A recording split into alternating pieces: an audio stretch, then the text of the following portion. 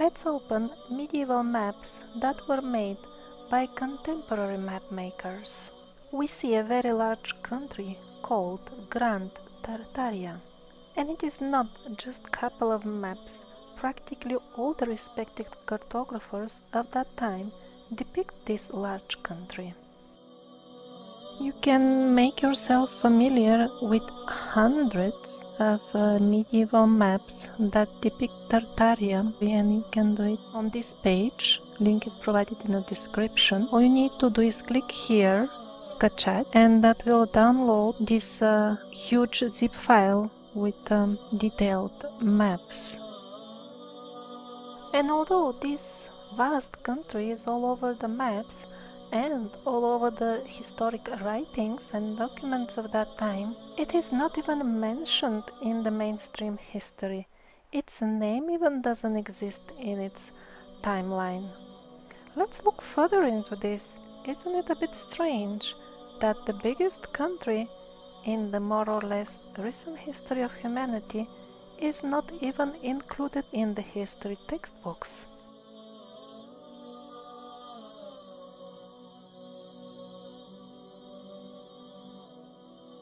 Couple of thousand years ago, those who survived the cataclysms of Atlantis and Hyperborea, and not only the cataclysms but the subsequent heavy wars, decided to scatter around the world and mix with the relatively primitive tribes that were inhabiting it at that time and educate them. Initially, this educational mission encompassed regions like the Mediterranean, Egypt, and all these cultures that now we call Scythian, Sarmatian, Dacian, and Thracian.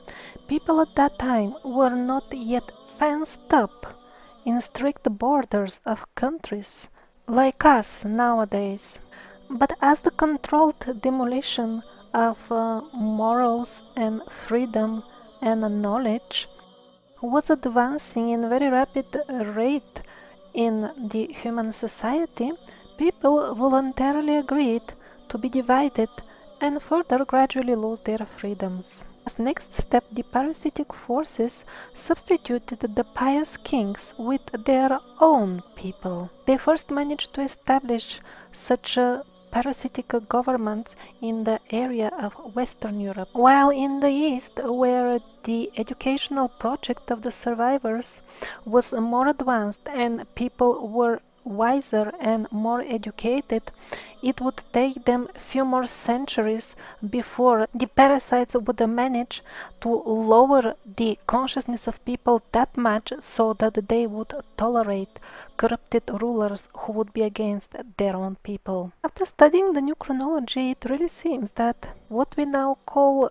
the Eastern Roman Empire and Russia were one and the same country. More details were given in the earlier episode on religion. That is why Arabic inscriptions glorifying Allah were all over the weaponry and helmets of the Russian kings, while at the same time the Ottoman rulers were minting coins depicting themselves with the Christian crosses and other symbols that we consider nowadays Christian. Actually, those were times when the two religions were still closer to their source and were not separated as nowadays, and so was the empire of the survivors. It was still one. Actually, in the 15th and 16th century, the last descendants of the righteous Hyperborean rulers decided to use military approach and took over Europe with force.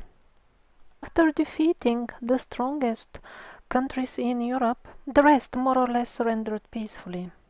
You can find more information of this conquest of Europe and actually a few other continents on this page.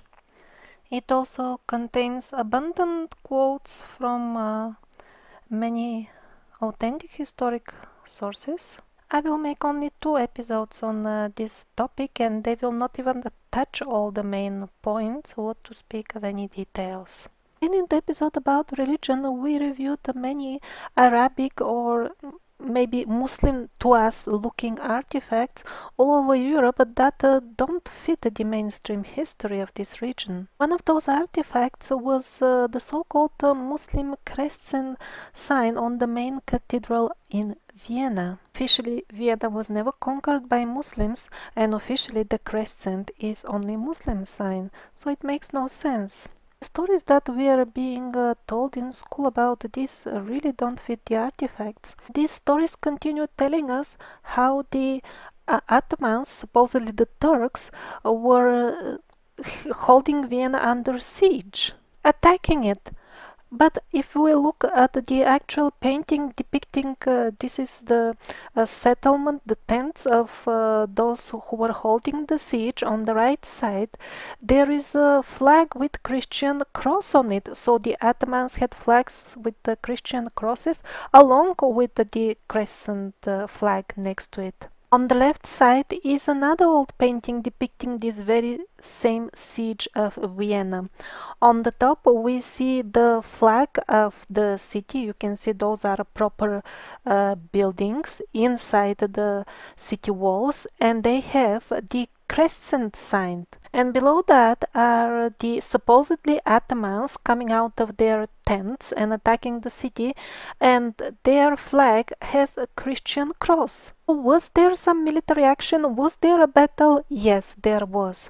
Who was fighting with whom? We don't even know, but it is not what they are telling us. And actually on this old drawing, we still see the times depicted when Christianity and Islam were one single faith. Now again, this is another old print, that's why the crescent on the top is not very clearly visible, but it is there, and that is another Christian temple. This one is from the German city of Trier. Another very old mural supposedly depicting a Muslim army. Very strange that they have Christian saints on their flags. These are a couple of old stamps and emblems from the time when the Empire of the Survivors was still one, and in the small circles are listed the various nations that are under this supreme emperor, that is the king of all kings. And these are the locations taken from the previous small circles and put on a map. Now this last conquest of the Empire of the Survivors, which by the way I see as a sign of a degradation and not as something good, because I accept no excuse for war. I think the right way is education, but anyway, I'm just registering the events as they happened. That's my task in this video, and not judging them. So this conquest wave spread, it reached even America. Nowadays in the popular media, Christopher Columbus is depicted as some sort of personal name, as some sort of person. They even give some details, but in reality even the mainstream historians, if one reads specialized books, even they admit that Christopher Columbus basically is kind of translated Christian colonizer. Cristobal Colon or Christopher Colon. Nobody knows where did he come from, where did he die in descendants or anything. Actually, most likely when the history was being rewritten, the monks who were compiling the new stories, they thought it's inappropriate to tell the truth, and that's why they put it kind of a Western European sounding name to mask who was actually behind this the wave of survivor expansion.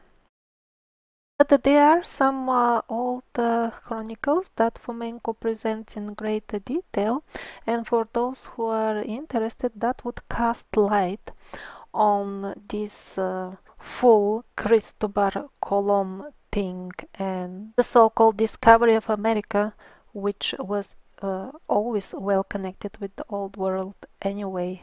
The the episode about America, we saw double eagles on a number of old maps and other items, and that is where the eagle came from the empire of the survivors. That was their stamp. This conquest took place sometime in the 15th and 16th centuries.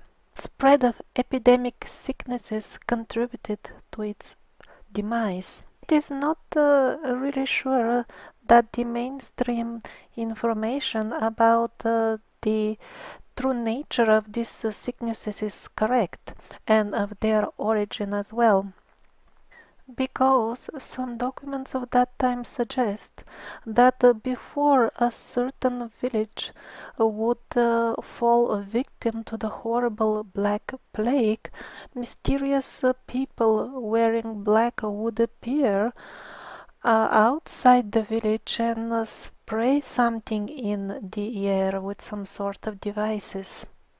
But cunning political maneuvering and misleading the general population were the main weapons of the parasitic forces, and at the end they achieved full success exactly as they planned it. They split the survivors into Tartaria and Atamania and made them fight each other. It's very easy to organize war.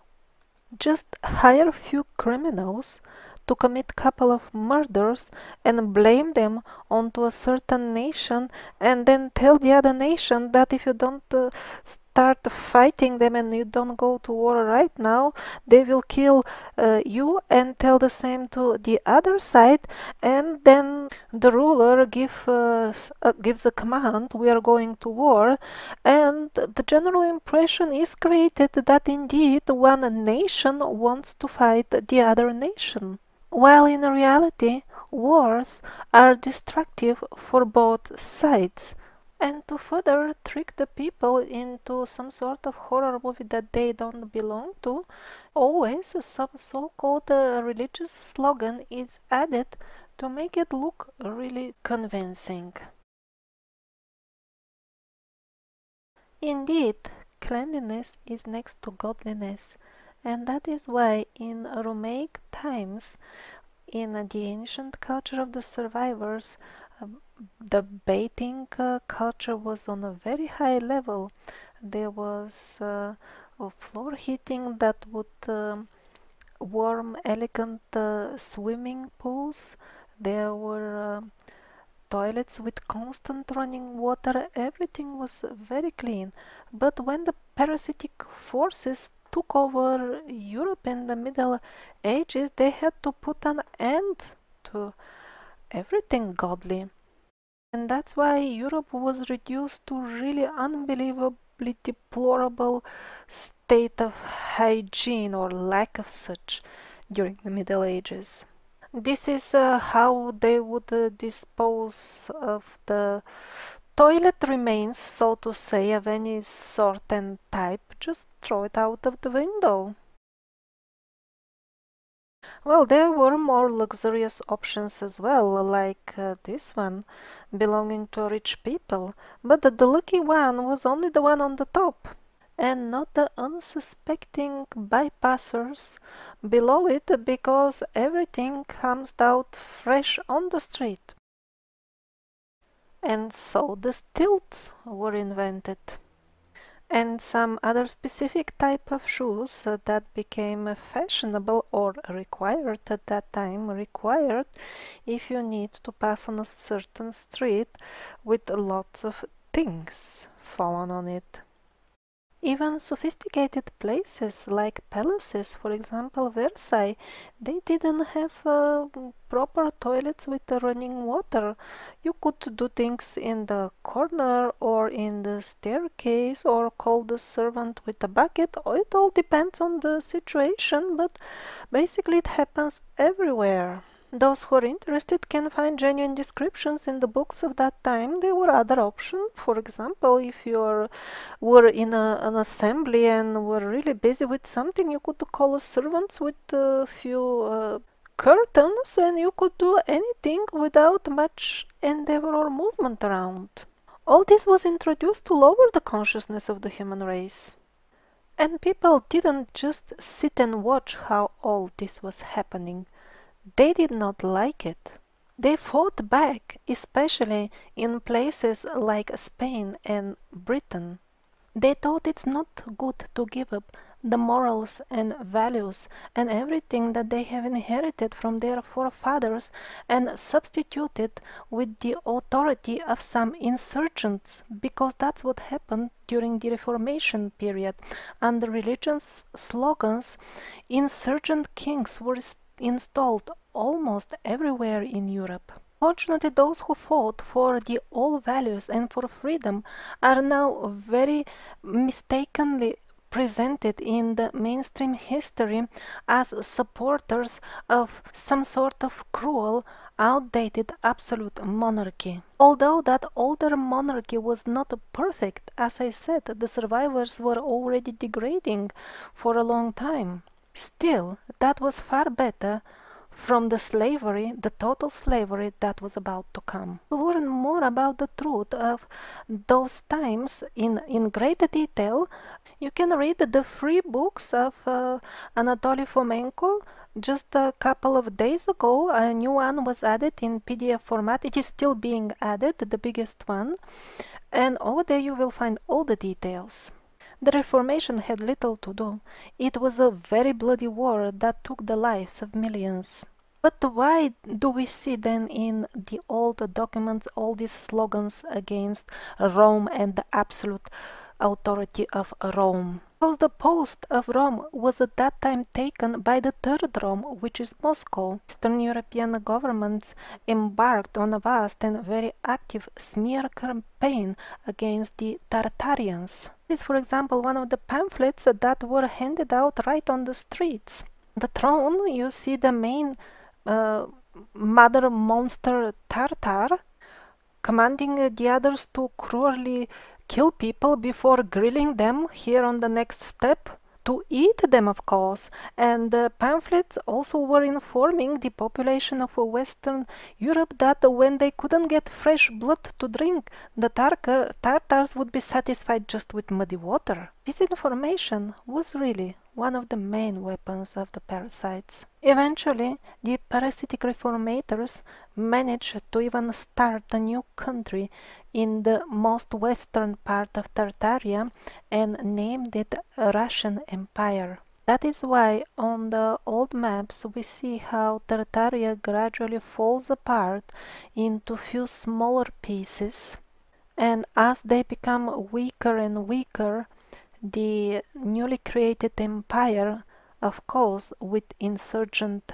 kings, the Romanov dynasty, they devour gradually all of Tartaria. The Tartar kings were in the line of the Hyperborean heritage. They were kind and just to the citizens of their empire, about which we unfortunately know very little, because Romanovs embarked on destruction of all the Hyperborean legacy. In fact, that the Hyperborean descendants took over a couple of continents during the 15th century greatly disturbed the parasites.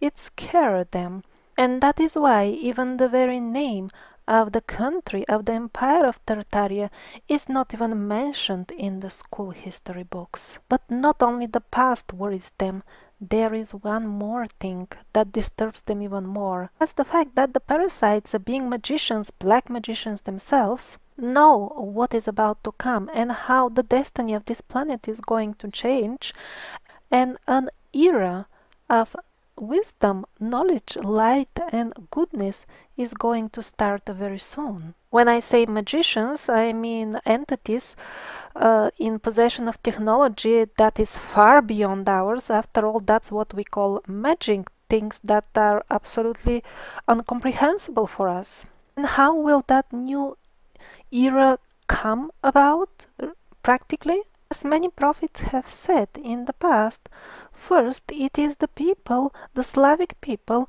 who live in the region that is nearest to what used to be Hyperborea.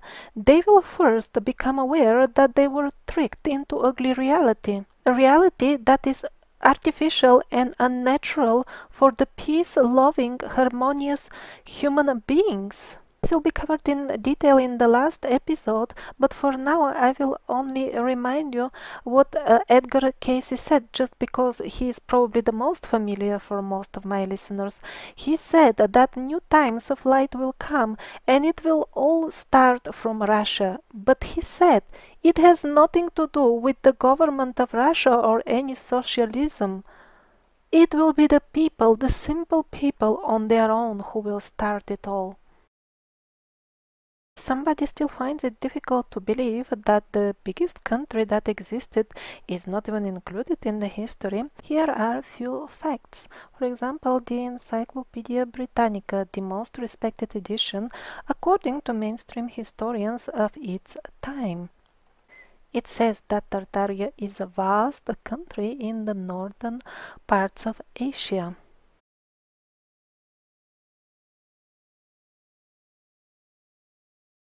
After that, the encyclopedia mentions the various types of Tartars, and these are basically all the nations of Europe and Asia that were influenced by the survivors' culture. Tibetan and Chinese Tartars are mentioned as well. They simply held the memory of the survival culture for somewhat a longer time, and that is why they are more spiritual than the people in the West.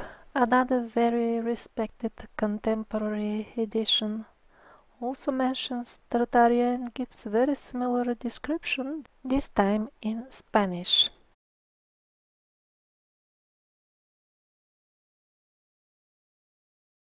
Later editions of this famous encyclopedia would mention Tartaria again. Another Royal French encyclopedia mentioning Tartaria as a vast country.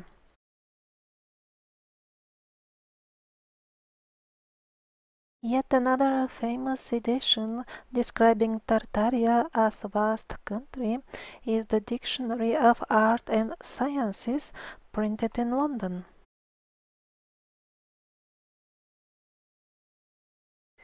Even the father of the history fictions that we call history books nowadays, he himself mentions Tartaria.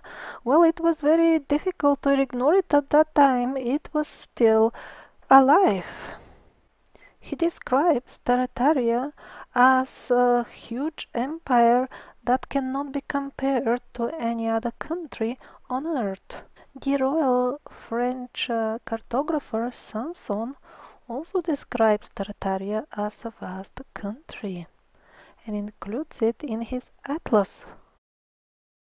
Ortelius, the most famous medieval cartographer, of course, depicts Tartaria as well on his maps as a separate country.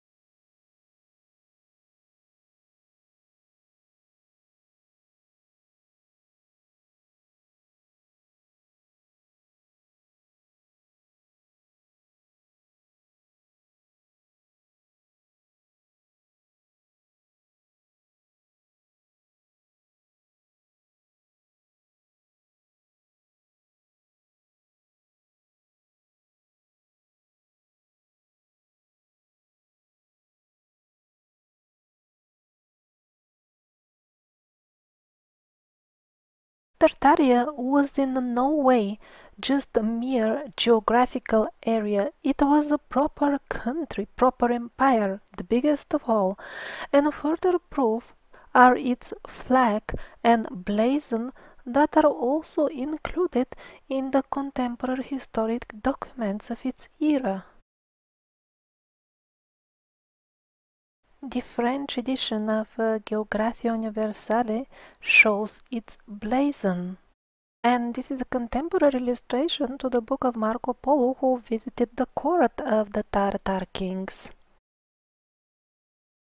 Countries also, they have their navy's flags, and when we browse the historic navy flags, we will find that some of them feature one or more flags of Tartaria, which is normal because on the maps we saw that gradually it split into few separate countries before disappearing. This is a Dutch collection of navy flags dating from the beginning of the 18th century. Again, we have two separate flags for Tartaria, an imperial one with a griffin and another one with an owl.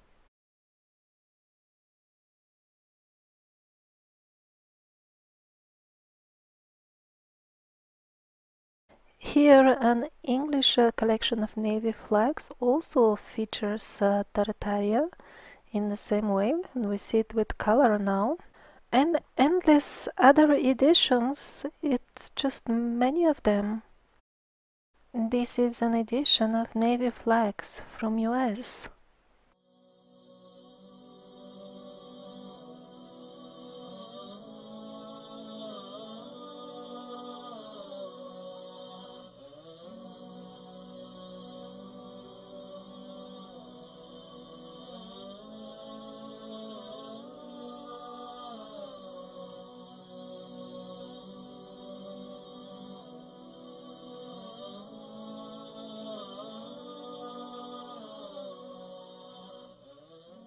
So all kinds of editions and maps definitely mention Tartaria as a vast country. Tartaria as a country is also all over the literature of the contemporary authors. Characters coming from Tartaria are, for example, in the opera Princess Turandot. In his works, William Shakespeare also features characters coming from Tartaria. And so does Mary Shelley, Charles Dickens, Robert Browning, Geoffrey Chaucer, and many others. And all history books up until the end of the 18th century referred to Tartaria as a great empire, and after that the history forgers just decided to delete it. In this old French edition, we can find even a genealogical tree of the rulers of Tartaria.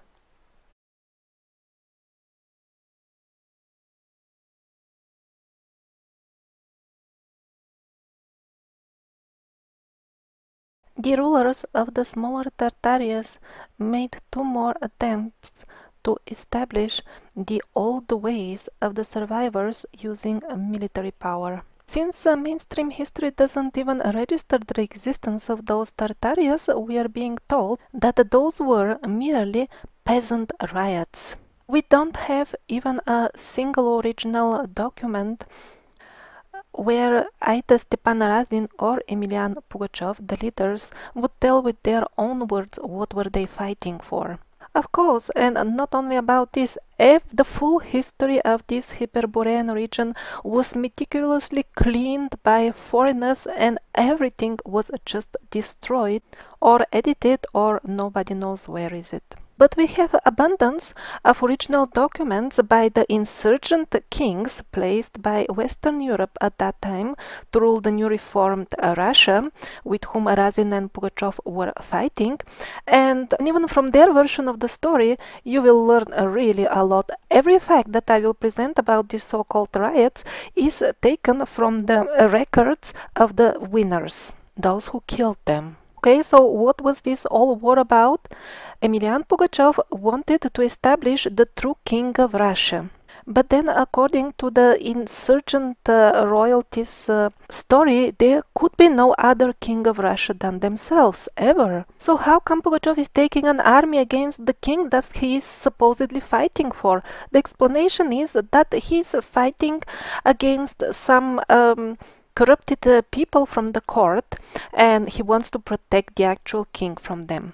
But yet in the books describing the actual military action, when there is mention about the actual situation of the country, what we see is that as Pugachev's army advances and moves through various cities of the region, the people come with joy and celebration. The clergy, the local governors, and everybody comes from far away to greet him, and he issues governmental papers signing them, issuing decrees, and the local governors honoring them as coming from the real king. We don't even know the real name of the last descendant of the Hyperborean kings. This Emilian Pugachev is actually a nickname and not a very respectful one given to him by these insurgents. Eventually won the war and captured him, but it was extremely difficult. Even the queen was considering going to the battlefield because they were losing, and indeed an army came from Western Europe, and that is why Tartaria lost and the newly formed Russia continued existing.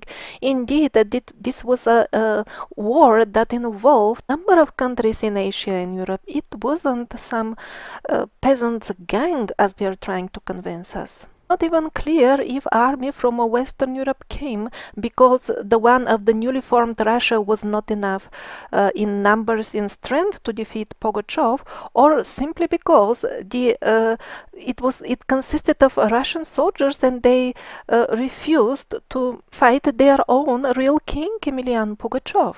Eventually he was captured and convicted to death, of course, but the court case against him was not held in a courtroom. It was held in the main hall of Kremlin. You don't do that with gangs of peasants. It was a matter of necessity. The insurgent kings knew who was the real king, and that's why the court case had to be conducted there. During the time of his execution, these insurgent kings were well aware what they are doing. Were afraid of the people on the street. A large number of Western European military troops was present to ensure that everything goes according to their plan. Insurgent royalty after that made their own history, their own version of the story, and they send messengers all over Russia and Tartaria to read this story to the ordinary people and tell them that talking anything else is forbidden. For many years,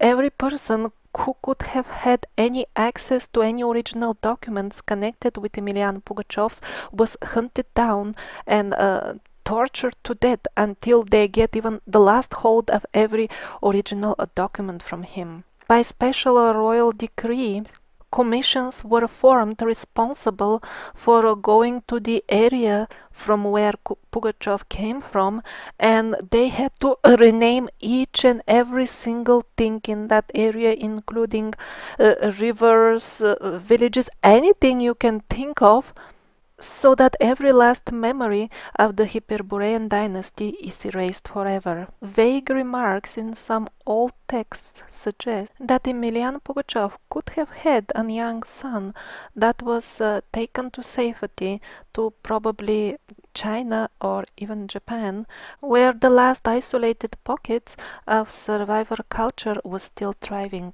And now is the time to remember that episode on Japan about Tokugawa Ieyasu shogun and the last wave of survivors that founded the samurai Japan period.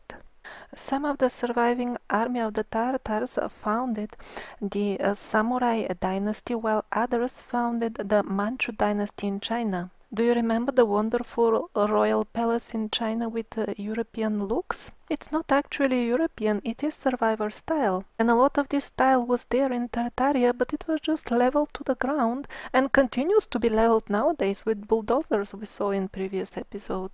Well, that palace was plundered by the French colonial military forces.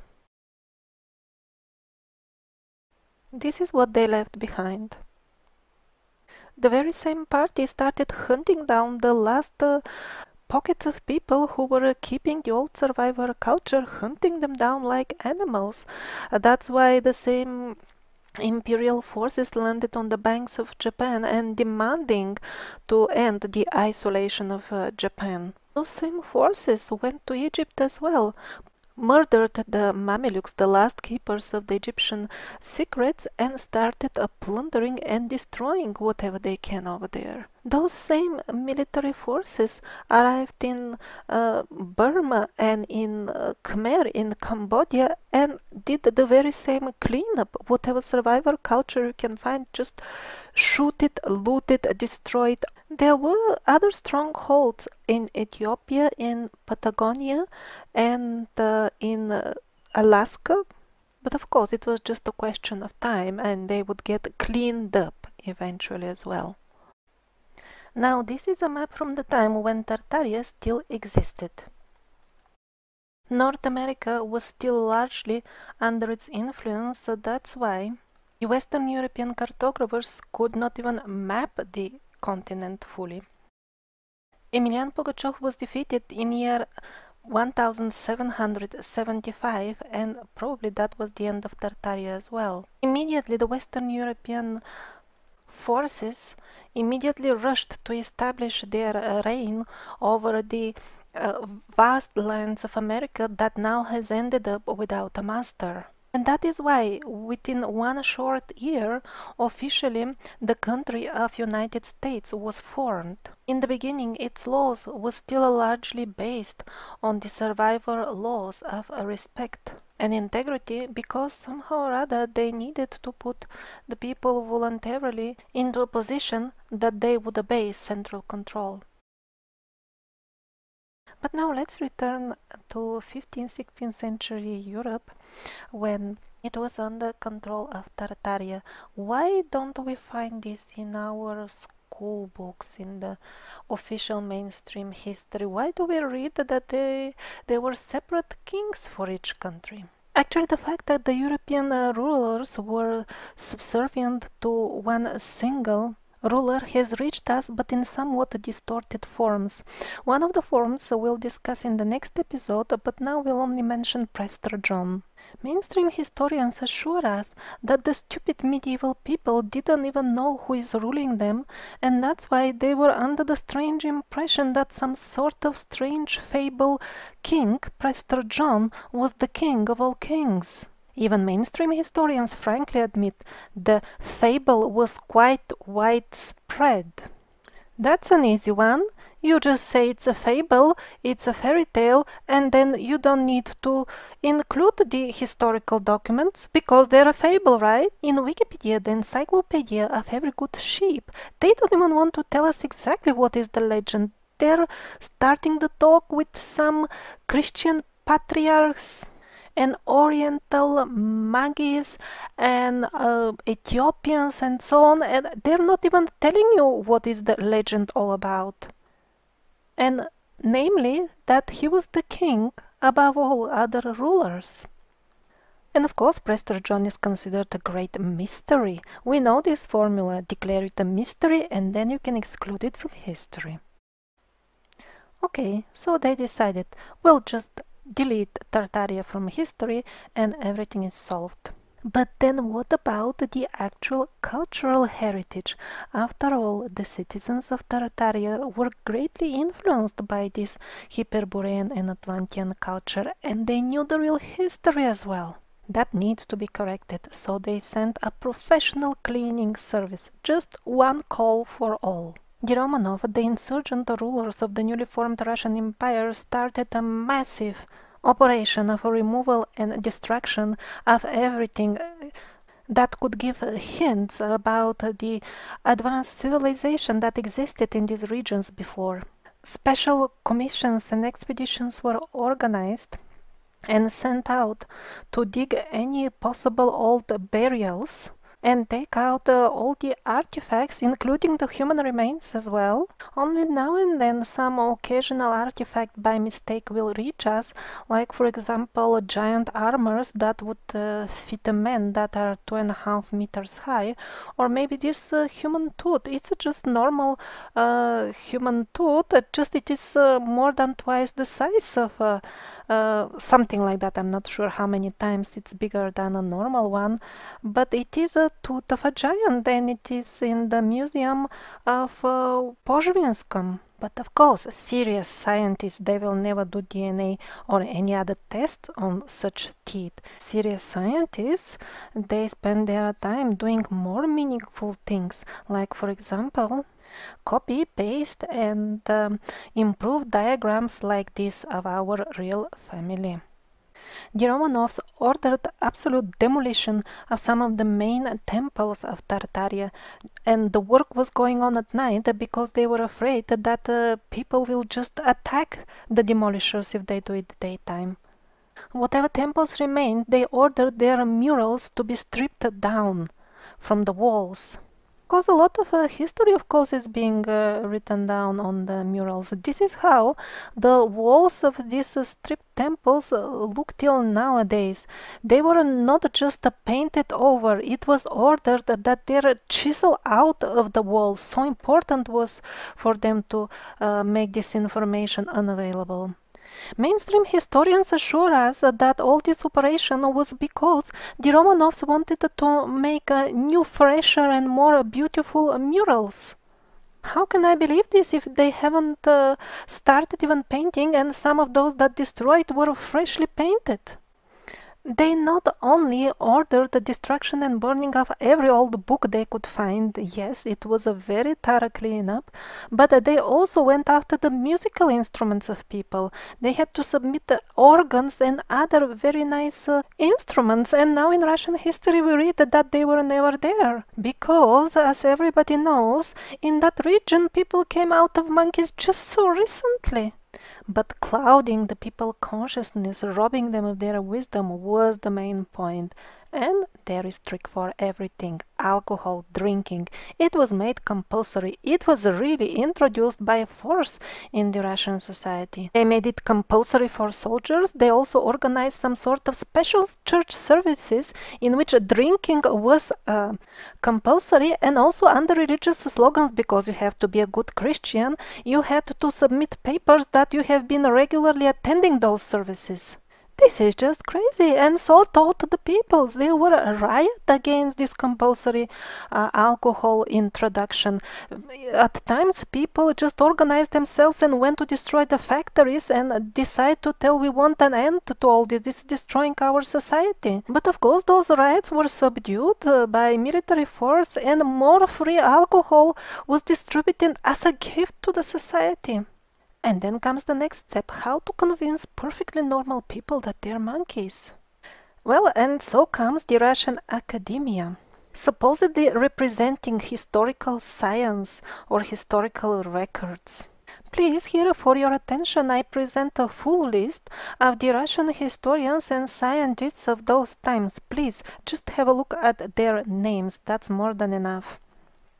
These were mostly Germans who were hired there on a mission. They didn't hide it. The main compiler of Russian history was a certain German person who spent in Russia over, 20, 30 years. He never cared to learn Russian. He said, I'm not here for that.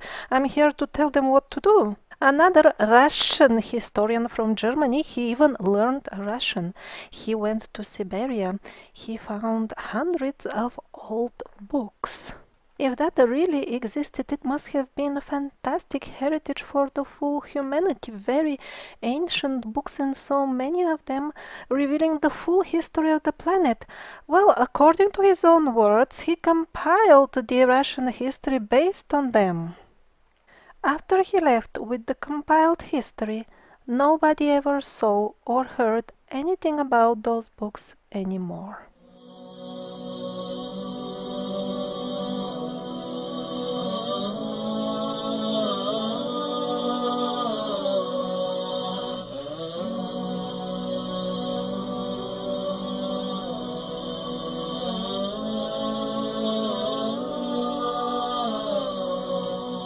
This graph shows the percentage of foreigners in the history department of the Russian Academy of Sciences. As you understand, it is this Academy of Sciences that decides what is to be written in the history school books. Basically, this was just a hired personnel by the descendants of the Western European reformators who were continuing their cleanup through the centuries. And not only history, every bit of information about science or technology or anything left from Hyperborean times needed to be removed. Now this graph shows the percentage of foreigners in the full Academy of Sciences of the Russian Empire since it was founded and for the first 200 years of its existence. Basically all history, all knowledge, everything technology that is accessible to humans in this region of ex-Hyperborea was under foreign control for a long time before they could wipe the memory of the locals almost completely. Almost. Somebody would ask, such a vast country, Russian Empire, did they have their own historians, so they had to import foreign ones for 200 years? Of course, there were plenty of good local historians, but they were not admitted in the mainstream academia because that was under the control of the insurgent kings who were just Western European puppets. For example, Lomonosov, a famous Russian historian at that time, he spent all his life trying to establish the real Russian history. There were advanced nations living there. We had history for many thousands of years. Now our calendar is 7,000 years old. But he was not even allowed to print out his book and publish his opinion. He was just banned from doing that. And then all of a sudden he was killed. At the very same time, his collection of old books actually disappeared. And surprise, surprise, immediately upon his death, his books were printed in large numbers. And surprise, surprise, his so-called books had nothing to do with what he was trying to prove all his life, but were actually written by those German personnel that came to establish the reformed history. So they basically printed out their books under his name, under the name of local Russian respected historians, so that it will look more authentic. And all these tricks are now called historic science. This is just surrealistic, such a distortion of history. It's unbelievable. But believe it or not, even under these conditions, at those times, they were closer to the truth even than us. I mean, we are really the bottom of the abyss of history. Even at that time, just a couple of centuries ago, they accepted many of the nations that are now declared to be fairy to be real inhabitants, actual people who lived in the cold regions of Russia that are now very scarcely populated. But even this scarce population that is there now, they also, all of them, although it's a very big region, they all have different legends, but it all boils down to the same thing. There were a lot of people who lived here before. Very tall Caucasian people, magicians, but they were at war with some entities from out there from space. They were at war and they lost the war. They were killed. Even under the dreadful conditions I described before, there was a royal archaeological organization. They visited the sites where these fairy nations resided and found their settlements or remains of them.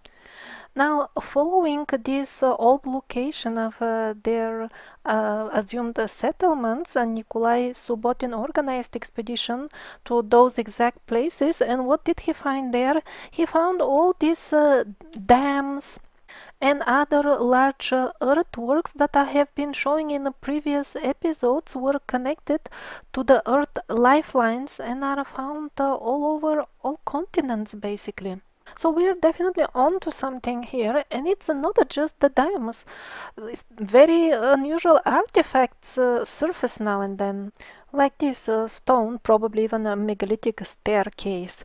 Okay, but out there kilometers, maybe 100 kilometers around, there is nothing, and in the historic record of this full region, there is no population ever. Unusual round formations, couple of meters in diameter. This is not a natural formation. Giant footprint, where did that come from?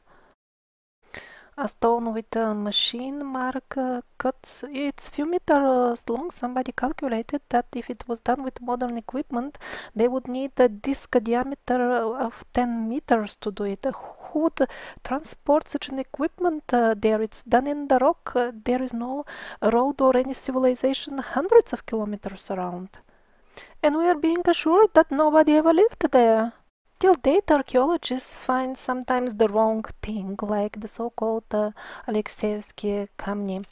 They are trying to push them to some Paleolithic times, but doesn't matter wherever they push them, it still doesn't work because the question remains, how were they made? Because they consist of very unusual composite materials and elements that are inaccessible or impossible to extract, and the technology that would allow production of anything like this is available just since few decades or something like that. How did the monkeys could find rare materials that are barely available on planet Earth and make special things like this?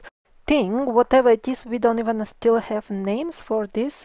When you rub it, sparks come out of it, strong ones along with ultraviolet light. Can we make this anything that emits ultraviolet when you rub it? I doubt. And it's not just one. Another almost identical stone was again excavated during archaeological works hundreds of kilometers away from the first one. Of course, all this is classified as deep historical mystery.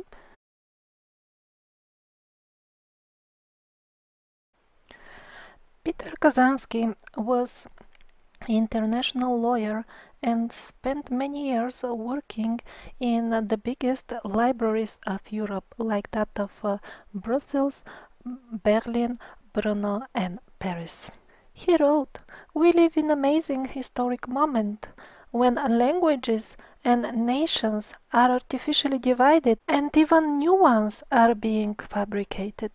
You can find out more how artificial language reforms contributed to wiping out the memory of the common people in Europe in the works of Anatoly Fomenko. But still, I would like to point out two things that seem extremely suspicious to me in terms of the official history of languages. First of all, the transit from hieroglyphic to alphabetic writing. Did it really happen naturally? I really doubt so. First of all, the pictographic writing or the hieroglyphs is much easier. The proof is that nowadays we are gradually returning to pictograms. You see the computer desktop items? It's so much easier when you see the sign to immediately figure out, and it's not difficult to learn. You just know them automatically because you grew up in this environment. So hieroglyphs could be difficult for those who start to study them when they are 40, but when you grow up in a society that uses them, you learn much faster, and also it develops those areas of your brain that are also responsible for meditation. So actually, using alphabetic writing is not only more difficult, but also makes us more like machines, not like natural beings. There were no pictograms and only text on your computer, just the full text only page. It would take you so much more time to read everything until you find where is this button, because it all looks like letters, while with pictogram it's so much faster and easier. And if you are not yet fully convinced, here is one more point. Well, people who think pictograms are more difficult, like in Chinese and Japanese language, they say, my God, you have to learn a few thousand signs before you even learn the language, and here you just learn 30 alphabetic easy signs and you are done. Are you done really? Let's say, take the phrase magnetic field. Two words, simple, just couple of letters, and you can read it, and God knows how many hieroglyphs you need to write for that in Chinese, right? But wait a minute, you forget that you had to go 10-20 years to school to understand what is a magnetic field. It doesn't come automatically inbuilt just in the letters of the phrase. You have to do the learning anyway. It is just structured differently. Since pictogrammic writing or hieroglyphs are much easier, why would we go to alphabetic writing? Why would we get into something more difficult? Most likely it happened artificially. All this myth of Babylon, it either happened a few times in our history, always using the same trick again, because when they destroy our language knowledge, then we cannot read the old scriptures and get access to the magical knowledge, even if somehow we find those books. I really think the language reform were part of this big program of thorough wipeout of the culture and the magical knowledge we had. And the other thing that looks very fishy to me is how languages evolved naturally in Europe. Well, languages do evolve naturally, but that doesn't mean that somebody cannot help them externally under certain conditions. So all this like evolutionary tree of languages, they belong to various subgroups and then bigger groups and then families and all that, and it is all strictly categorized and completely figured out. But is it really figured out, or they just want us to think so? Some of their parallels and similarities seem pretty made up to me, like, oh, in this language they had the god of joy was Ra, and because in the other Radast means joy, and that's why these languages should be in this subgroup, and all that really very fishy arguments sometimes. And then we are told that the original language spread and it became different because nations relocated. But wait a minute, the original relocation, according to mainstream history, was some, I don't know, around 30,000 years ago. The full planet, they tell us, was more or less populated everywhere. So what the languages, again according to them, the language as we speak them nowadays, they appeared at much later stage. So what was there a second absolute grand relocation just for the languages? No, there wasn't. There were occasional movements for sure, but not exactly that when it came time to divide the languages, everybody just relocated, and that's why every language belongs only to a certain group. Okay, I mean, another group of people could have come, but there were local people there as well, right? So what, their language just disappears and evaporates like that, so that the new one can come and everything can fit this history? Most likely this full language tree thing is, as usual, mixture of truth and fiction and fantasy, and it is just artificially made to resemble the history, to the fabricated history, to kind of confirm it, and only partially responds to the actual development of languages. In the previous episodes, on many occasions, we saw examples of extreme reluctance to study any ancient writing that doesn't fit this tree that we see in the history textbooks. The fabrication of a history is an ongoing mission. For example, when the parasites figured out that since a couple of years people are starting to talk about Tartaria, they made a smart move. They issued a very expensive and very luxury book, Tartaria. And very generously, many libraries in Russia and all kinds of educational institutions received the general gifts of editions for free of this book. So I will tell you in short the content of this book. There is a tribe, wild tribe. They kill a horse, they hang it on a tree, worship it for some time, and then eat it. And that's all. When they get free time from horse worship, they engage in stealing. And then the next tribe is described and it's doing exactly the same. And then the next tribe and the next tribe, and it seems they're all doing the same thing. Were there indeed such tribes in Tartaria? I'm sure there were some. But what about all the other things? Well, indeed, there was one sketch of some sort of building there, but there was no mention who built it. It must have built itself. No wonder they were making such generous gifts to the libraries. Viktor Ilyushin was a very high-ranking politician and a deputy in Russia. He discovered a full laboratory team of forgers who were already working into forging Second World War history artifacts and documents and making the full story look completely not what it was. And so he started a military tribunals, a court case against the government that was supporting and organizing all that. When it all started, he all of a sudden died in perfect health in his own home for a known reason, and the tribunal was closed. Why do I mention this? Because honest people of integrity are there in every government. Even though the agenda of the government as a whole is usually completely different, still we must understand that the change will come only gradually. And as our consciousness and our memory of our history, who we are, clears up gradually, more and more people of integrity will be there in the governments.